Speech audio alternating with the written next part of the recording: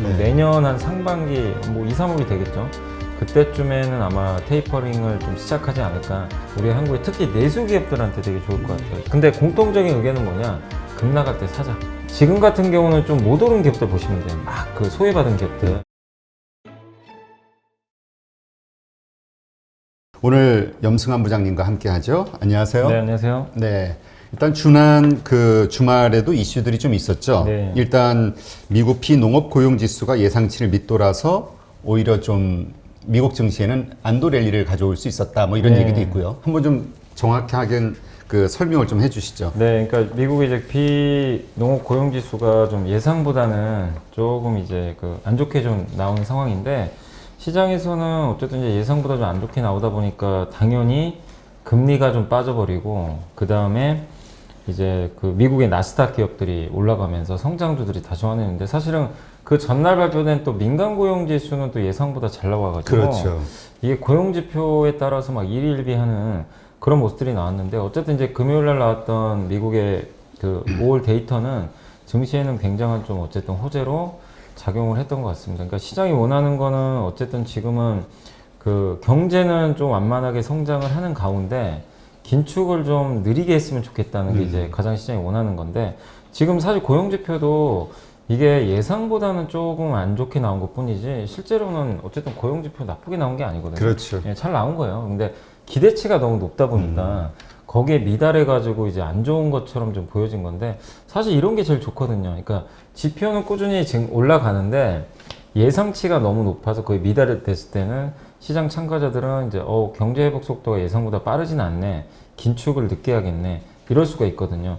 그렇게 되는 게 사실 가장 좋은 시나리오인데 그런 흐름이 지난 금요일 날 나왔던 것 같아요. 그래서 저는 고용지표를 떠나서 뭐 이런 여러 가지 데이터들이 앞으로 나올 텐데 이런 식의 흐름이 앞으로도 나온다면은 증시에 계속 좀 긍정적이지 않을까 이렇게 보고 있고 그리고 지금 최근에 계속해서 뭐 앨런 재무장관도 이 주말에 보니까 금리 인상에 대해서 금리 인상이 경제에 좋다 뭐 이런 식의 언급도 했더라고요. 그러니까 지금 계속 저는 밑밥을 까는 것 같아요.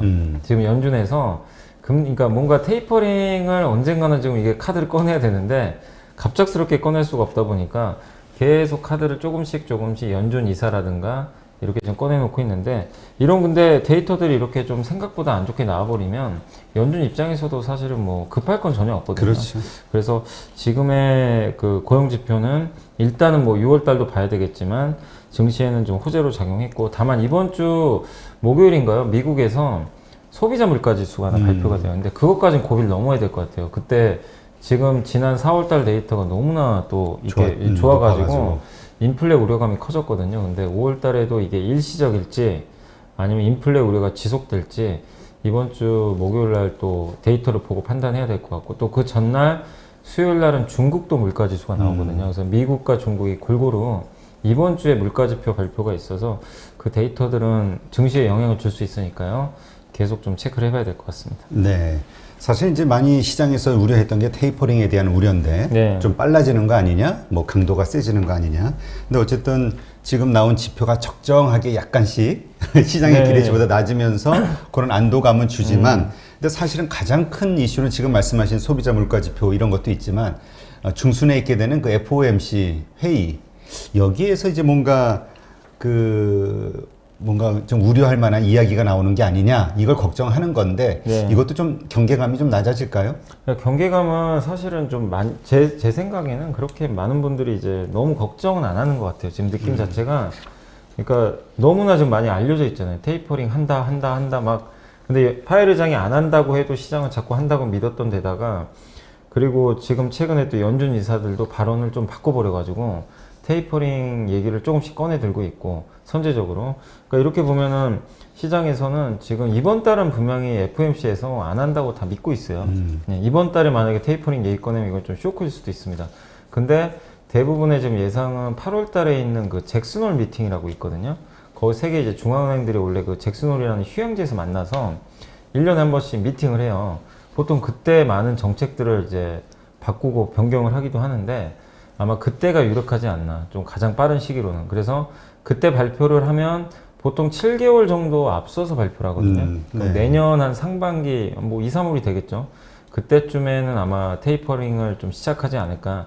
이게 지금 현재 시장에서 이제 약간의 예상치라고 보시면 좋을 것 같아요. 그래서 이번에도 아마 제 생각엔 FOMC에서 뭐 별 내용은 없을 것 같습니다. 사실은 뭐 여러분들이 걱정하는 테이퍼링 얘기가 나올 것도 아니고, 그렇다고 뭐 깜짝 이벤트로 이제 올해 뭐 당분간 우리 테이퍼링 안 하겠습니다라는 뭐 그런 좋은 발언 할 것 같지도 않아요, 솔직히. 그렇죠. 예. 근데 이제 그런 얘기는 하겠죠. 이제 요새 물가에 대해서 계속해서 이제 우려되는 목소리들이 나오니까 인플레를 자꾸 일시적이다 연준에서 자꾸만 얘기를 하는데, 여기에 대해서 파웰 의장이 다시 한번 일시적이라고 좀 방점을 찍어주면 증시엔 되게 도움이 될 수 있거든요. 근데 인플레 이거 좀 일시적인 게 아니라 좀 더 주도 면밀하게 살펴봐야 되겠다. 이러면은 약간 또 긴축 속도가 좀 빨라질 수도 있는 그런 멘트가 될 수도 있기 때문에, 일단 인플레에 대한 그 연준 의장의 해석이 지난달하고 이번 달하고 별로 달라진 게 없는지, 이거를 여러분들이 면밀히 어쨌든 체크해 보셔야 될 것 같습니다. 어쨌든 이런 FOMC는 앞두고는 시장은 어쨌든 뭔가 좀 찝찝하거든요, 사실은. 그렇지. 네. 그래서 보통은 좀 끝나고 이렇게 살려는 심리들이 좀 강해지는데, 그때까지 물론 경계감이 없다는 건 아닌데, 시장이 그러니까 너무나 이제 이런 것들을 다 너무 빨리 알아버렸어요, 다. 그러니까 재료로서의 역할을 저는 못할 수 있는 그런 FOMC가 좀 될 것 같아서, 그러니까 우리가 저 이번 FOMC 뭐가 나올지 뭐 불안할 수도 있잖아요. 그렇죠. 근데 이번에는 너무나 모든 패들이 많이 좀 노출이 된 상황이고, 근데 물론 이제 FOMC 2주 앞두고는 연준 위원들이 어떤 말도 못 합니다. 그래서 옐런 재무장관 혼자 얘기하고 있어요. 막 지금 자기 혼자 막 금리 인상하는 게 경제에 좋다 막 이렇게 얘기를 하는데, 연준 위원들은 얘기를 못 하거든요. 그래서 우리가 그 부분은 답답할 수 있지만, 어쨌든 이번 달 FOMC에서는 사실 뭐 큰 건 안 나올 가능성이 높기 때문에 여러분들이 너무 신경 쓰실 저는 필요는 없다라고 보고 있고, 오히려 FOMC가 끝나고 나면 그래도 일단 불확실성은 제거가 되면서 증시에 조금 그래도 긍정적으로 작용하지 않을까, 이렇게 예상을 하고 있습니다. 네. 지금 많은 그 전문가들이 사실 FOMC 회의의 그 어떤 그 불안감 이런 걸로 인해서 시장이 흔들리면 이때는 저가 매수의 기회다, 네. 이런 얘기를 많이 하던데요. 네. 그러니까 이게 그 FOMC가 뭐 어떤 식의 결과가 나올지 모르겠고, 또 7월, 8월에 또 이제 우리가 FOMC라든가 아까 말씀드린 잭슨홀 미팅으로 갈수록, 그러니까 이번에 넘겼다고 해서 이게 끝나는 건 아니고 어느 시점에서는 또 테이퍼링 얘기가 나올 수가 분명히 있는 거거든요. 그러니까 단기적으로 이벤트는 종료되겠지만, 그래서 항상 이제 지금 많은 분들이 언제쯤 테이퍼링 선언을 할까. 근데 이것도 의견이 되게 반반으로 나뉘는 게 뭐냐면, 테이퍼링을 얘기해도 증시는 괜찮을 거다. 왜냐? 다 알고 있기 때문에. 그렇지. 이미 아는 악재는 악재가. 우리가 악재를 미리 알고 있으면 대응을 할 수가 있잖아요. 충격도 덜하고. 옛날에 2014년도에 버냉키 회장이 아무 얘기도 안 하고 있다가 갑자기 이 테이퍼링 꺼내가지고 진짜 증시가 한번 놀랐는데, 사실 그때도 그냥 한 달 만에 미국은 다 고점 넘겨버렸거든요. 맞아요. 예. 그래서 기회는 맞아요. 분명히 맞고, 그게 뭐 악재건 아니건 간에 빠진다면 기회가 맞는 것 같고, 근데 이제 또 일각에서는 어쨌든 우리가 아는 악재여도 당연히 나오면 아플 수 있다. 그래서 흔들릴 거다. 이렇게 보는 또 증권사 시각도 분명히 있습니다. 근데 공통적인 의견은 뭐냐? 급 나갈 때 사자. 예, 왜냐하면 과거에도 테이퍼링이 경기를 망치는 요인이 아니라 경제를 정상화하는 거고, 지금 연준이 한 달에 $1200씩 돈을 풀거든요. 국채를 800억 달러 사주고 있고, MBS라고 이제 주택 저당 채권인가요? 그거를 한 400억 달러 매입을 해주고 있어요. 합쳐서 1200달러인데, 이거를 이제 앞으로 줄이겠죠. 조금씩 뭐 1000억 달러, 900억 달러. 근데 이거는 당연히 이제 줄인다는 면에서는 좀 부담스러울 수 있지만, 어쨌든 누적으로는 계속 늘어나요. 그러니까 없애는 게 아니잖아요. 그렇죠. 예, 마이너스가 아니라 플러스의 양이 좀 주는 거죠. 그래서 돈은 계속 풀리는 게 맞아요. 근데 그 상황에서 경제가 더 빠르게 성장을 해버리면 이 긴축 속도보다 시장이 이건 되게 좋을 수가 있는 거거든요. 아, 경제도 좋아지는데 어찌됐건 간에 몇 달간은 계속 돈은 들어와요. 그러니까 이런 것들 우리가 이제 골디락스라고도 많이 표현을 하는데, 시장에는 좀 나쁠 수 없는 저는 요인이라고 생각합니다. 그래서 저는 개인적으로 그냥 할 거면 빨리 했으면 좋겠어요, 솔직히. 그러니까 발표할 거면. 맞아요. 예, 왜냐하면 이게 투자들도 괜히 좀 불안하거든요. 차라리 매도 먼저 받는 게 낫다고.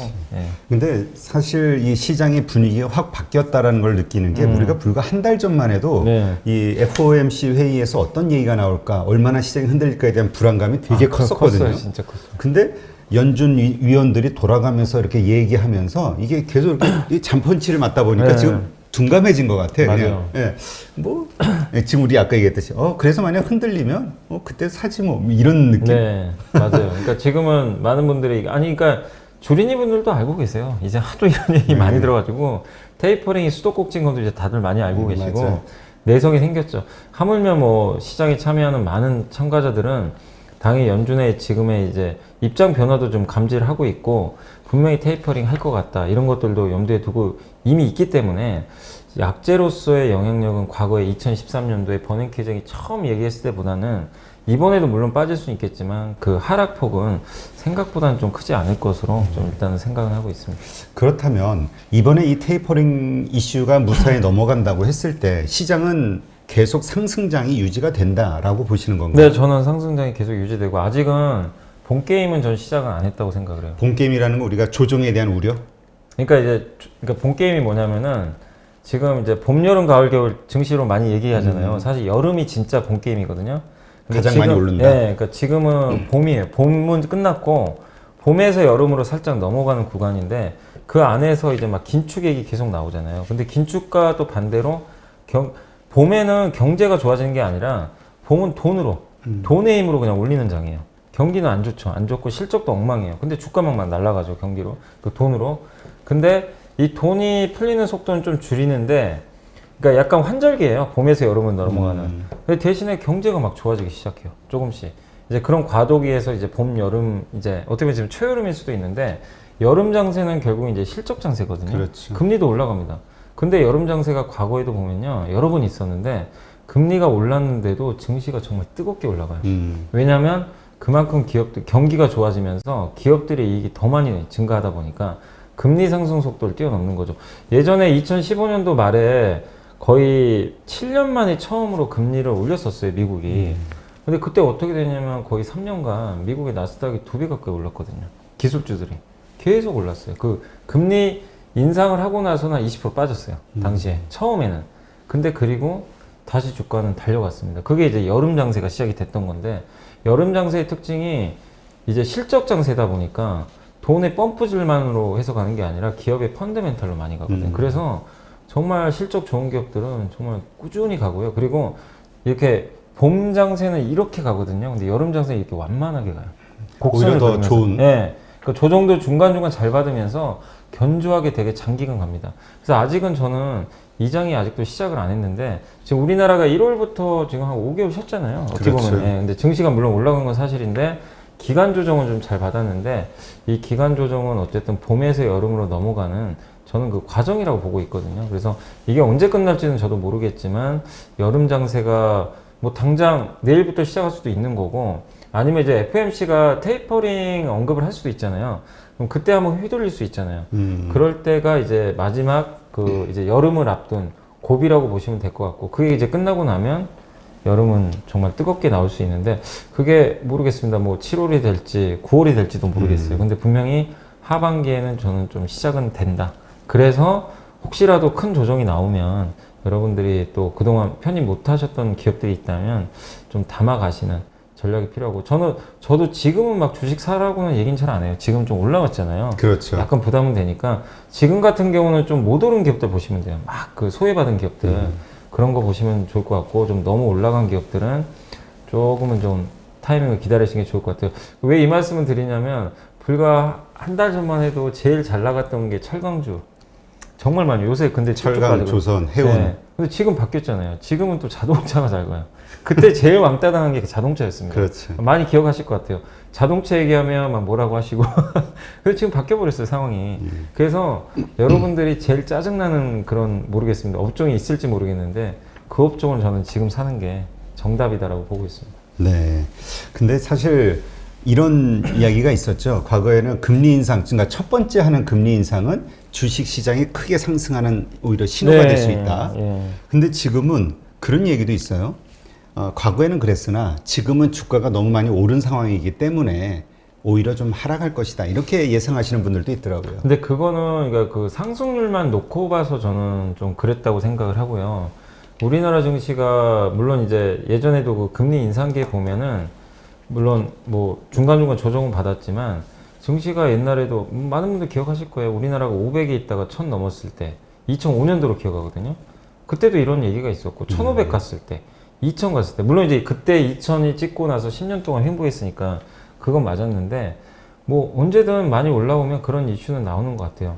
근데 지금 분명히 작년에 1400이었고 올해 3200이니까 저점 대비해서 많이 올랐죠. 오른 건 사실이지만 근데 그거 이상으로 기업들이 이익이 너무나 잘 나와요. 그래서 되게 재밌는 건 지금 우리나라 PER이 1월 달에 15배였는데 지금 11배밖에 안 돼요. 이익이 계속 증가하니까. 근데 주가는 정체하고 있잖아요. 주가가 5개월 정체하는데 이익은 이만큼 늘어나니까 PER이 떨어져 버렸어요. 오히려 11배까지. 그리고 우리나라 평균 PER이 11배인데 다른 나라들 아시잖아요. 한국보다 훨씬 높아요.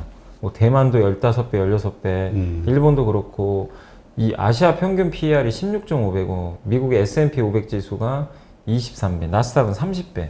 그러니까 저는 우리나라 기업들이 그러니까 주가 오른 거는 저도 인정을 하는데 비싸다는 논리는 저는 인정을 안 하거든요. 왜냐하면 그거는 그렇다는 얘기는 다른 기업, 다른 나라들은 엄청난 고평가라는 얘기거든요. 그래서 한국은 저는 여전히 가격 매력은 충분하다. 이제 근데 이 전제 조건이 하나 있어요. 이익이 부러지면 안 되죠. 그렇죠. 이익이 부러지면 당연히 비싸져요. 근데 제가 말씀드린 거의 전제 조건은 그만큼 이익이 꾸준히 증가하고 이번 주에도 데이터가 나왔는데 이번 주에 또 올렸어요. 추정치를. 그 애널리스트 분들이 한국의 전체 이익을 이번 주에도 0.2%또 올렸습니다. 그러니까 그런 거 본다면 아직까지 이익도 증가하고 이 주가는 5개월 동안 정체됐고 그러니까 결코 저는 비싸지 않은 지금 상황이라고 생각하고 있기 때문에 단지 많이 올랐다는 이유 때문에 이번 금리 인상 충격은 클 수 있다. 그거는 저는 좀 동의하지 않고 있습니다. 네, 알겠습니다. 그러니까 어쨌든 중기적으로도 계속 상승상은 이 네, 상승세는 계속 우상향하는데 우상향으로 이어질 다만 것이다. 이제 속도는 작년 같은 속도를 기대하시면 안 되고 중간중간에 이제 이렇게 한 번씩 조정이 누르면서 있으면서. 간다. 예. 알겠습니다. 지금 이제 기업 이익을 말씀하셨는데 지금 우리 정부에서도 2차 추경 편성을 공식화했지 않습니까? 네. 이제 이게 통과가 될지 어떻게 조정이 될지는 모르겠으나 어쨌건 뭐 상당한 어떤 이 추경이 집행이 된다고 하면 네. 경제에는 또 도움이 되겠죠? 이게 결국 주가에 도움이 되는 일일까요? 당연히 도움이 됩니다. 왜냐면 이제 재정을 푸는 거니까 돈을 푸는 거기 때문에 우리 한국에 특히 내수 기업들한테 되게 좋을 것 같아요. 이제 내수. 수출 기업을 대상으로 하는 건 아니니까 이번에도 재난지원금이 집행되나 보죠? 그게 좀 포함이 될 것 같긴 한데 아직은 근데 지금 결정은 안 났으니까. 결정은 안 났고 7월에 아마 통과된다는 얘기가 있긴 있어요. 근데 정부에서는 20조 원 정도를 아까 제가 보니까 정부는 20조 원 정도, 근데 여당에서는 한 32조 원 정도 이렇게 좀 제시를 한 것 같아서 여당안이 굉장히 좀 파격적이긴 한데 어쨌든 컨센서스는 20조 아니면 30조 내외에서 결정되지 않을까 이렇게 좀 예상을 하고 있고 그 다음에 뭐 약간 이제 적자 재정 얘기도 좀 나오긴 하는데 32조 원 정도 세수를 거둘 거라고 예상을 하고 있더라고요. 지금 정부에서는. 그래서 세금만 봤을 때는 뭐 적자 재정에 대해서는 크게 우려할 필요는 좀 없는 것 같아요. 우리나라가 워낙 그동안 또 흑자 재정 잘했잖아요. 그래서 그렇죠. 재정에 여유가 있고 그동안 이제 이 연도별 추경 편성 현황을 좀 잠깐 말씀드리면 예전에는 2019년도에는 그때 미세먼지가 하도 기승을 부려서 한번 그랬던 적이 있고 작년에는 당연히 다 코로나19입니다. 그때 이제 재난지원금 여러 번 줬고 물론 이제 1차 지원금은 전 국민 다 줬지만 2차, 3차, 4차 이제 대상을 지정해서 뭐 소상공인 분들 위주로 이제 지원을 했는데 거기서 그 방점은 뭐냐면 내수예요. 내수 경기 살리자. 네, 워낙 지금 힘들어하시는 분들이 워낙 많기 때문에 이번에도 아마 그럴 것 같고 근데 이번에 좀 들어갔던 것 중에 하나는 이제 여기 추경에 좀 내용을 보니까 결국 백신 공급에 좀 많이 집중하고 있는 것 같아요. 백신이 어쨌든 빨리 공급이 돼야만이 이게 내수 소비가 어쨌든 무조건 살아나거든요. 그래서 제일 돈도 돈이지만 백신 공급 쪽에 아마 좀 집중적으로 더 추경 예산을 좀 편성을 해가지고 좀 대응을 하려는 정부 의지인 것 같고 그리고 역시 이번에도 소상공인 뭐 지원 대책 같은 이런 약간 이제 약자 계층을 위한 좀 정책들이 어느 정도 좀 포함이 된 것 같습니다. 그래서 내수 경기에는 이게 어쨌든 통과가 되면 내수 경기에는 되게 좀 도움이 될 것 같고요. 그리고 최근에 정부가 지금 제일 우려하는 게 그건 것 같더라고요. 그 K자 양극화라고. 그러니까 아예 그러니까 이 양극화라는 게 이거잖아요. 이게 벌어지는 거죠. 그렇죠. 점점. 예. 빈부의 격차. 빈부 격차가 소비도 마찬가지예요. 소비도 똑같더라고요. 명품이나 비싼 건 엄청나게 잘 팔리고 그러게요. 값이 비싸면 더 잘 팔려요. 그리고 아예 싼 것도 잘 팔려요. 싼 것도 가성비가 있으니까. 이게 중산층이 중간이 없어요. 무너지기 때문에. 네, 맞아요. 그래서 사실은 이 중간이 제일 두터워야 되는데 그렇죠. 지금 우리나라도 양극화 현상이 너무 심해지면 중간이 무너지니까 정부도 그거를 이제 중산층을 좀 살리기 위해서 이런 정책들이 나오는 것 같은데 어쨌든 소비도 그렇고 지금 약간 이제 이 중간이 좀 어려워지는 이런 상황인데 사실은 정말 단단한 경제는 이 중간고리가 되게 강해야 그렇죠. 되거든요.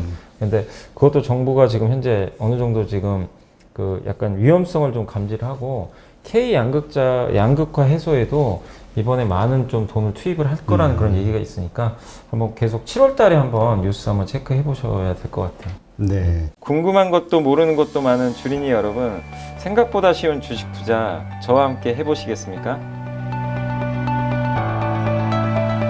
이베스트 마이앱에서 프라임 서비스를 신청하시면 온라인 방송으로 저희 연불리와 함께 하실 수 있습니다.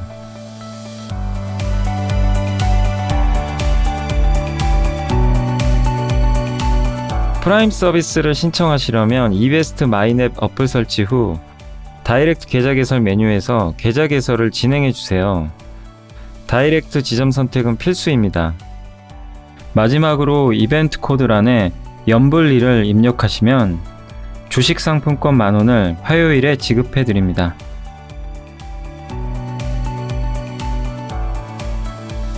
궁금하신 사항은 02-3779-8880으로 연락 주세요.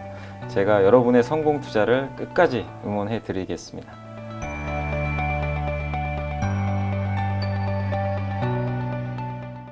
그러니까 하여튼 정부가 이렇게 추경 편성을 통해서 이루고자 하는 목표, 의도가 뭔지를 잘 네, 살피다 맞습니다. 보면 네. 거기에서 우리가 투자의 어떤 힌트를 얻을 수 있겠죠. 그러니까 결론 제일 중요한 거는 어쨌든 이 내수 소비거든요. 예, 요거를 진작시키겠다는 게 가장 크고 백신 접종, 그러니까 그 선순위가 백신 접종만 사실 빨리 되면 이게 자연스럽게 되는 거거든요. 맞아요. 예. 근데 하여튼 뭐 요즘 나가면은 식당에도 그렇고 뭐 하여튼 사람들이 많이 북적거리긴 하더라고요. 제가 여의도에 제가 저번 주에 저는 이제 밤엔 집에 가니까 그래서 그냥 가는데 이제 예전에 이제 그 지난주에 한번 좀 늦게 간 적이 있었어요. 저는 깜짝 놀랐어요. 여의도에 술집에 사람들이 이렇게 많이 몰랐어요. 와, 진짜 대단하더라. 그러니까 그런 거 보면은 한국은 확실히 아직 백신 접종은 많이 안 됐지만 정상화는 많이 된 것 같은 느낌이 예, 듭니다. 심리적으로 예, 별거 아니네 뭐 이런 예. 약간. 예, 알겠습니다.